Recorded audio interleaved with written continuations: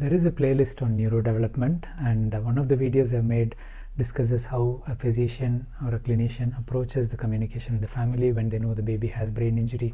In this video, I'll explain how a parent can cope with a message received in terms of brain injury in their baby. This happens mainly in two situations. One is where the baby is born after birth asphyxia or perinatal asphyxia.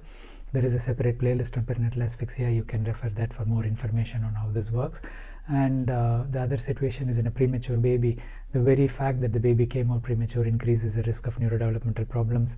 And on top of that, if they have problems like intraventricular hemorrhage, infection, chronic lung disease, these increase the risk, and post-hemorrhagic hydrocephalus and everything else. So in terms of brain development, the impairment that is predicted, obviously there is a range of development. Even in healthy babies who are born absolutely fine, we have a small risk of developmental problems. As you know, the population distribution of the IQ is not standard as well. So there is a normal distribution where you have some who fall on the lower side, some who fall on the higher side, and most are on the average. So you cannot predict in a healthy baby as well. So remember that there is a lot of unknown when it comes to neurodevelopment.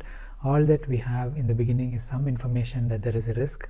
We can quantify the risk to some extent, but it's not absolute. We can do imaging processes like MRI brain, and ultrasound of course is done in the beginning. So imaging techniques can guide us on the degree of impact. If the baby has fits or other complications, this would grade the problem as a more severe degree.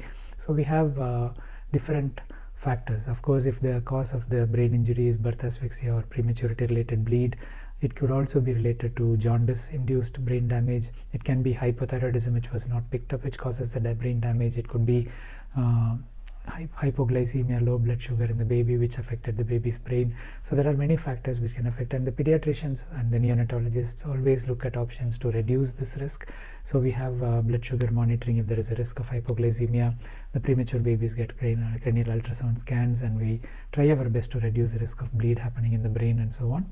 And of course, the obstetrician looks after the mother in a careful way so we can avoid birth asphyxia. But nature has its accidents, and unfortunately not everything can be prevented. So the first thing is to understand what the issue is, why it happened.